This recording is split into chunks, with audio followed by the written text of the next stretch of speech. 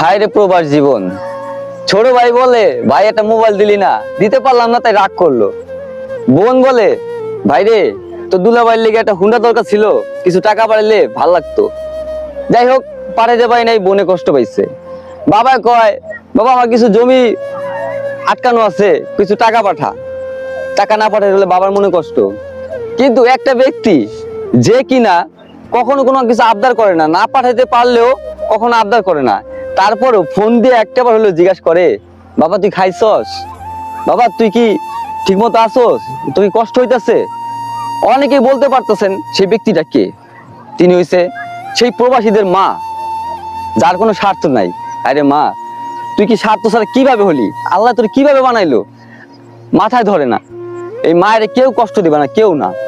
কষ্ট দিলে কখনো সুখ পাবা না, ঘরেও না বাহিরেও না। ওই আল্লাহ মাফ করবো না।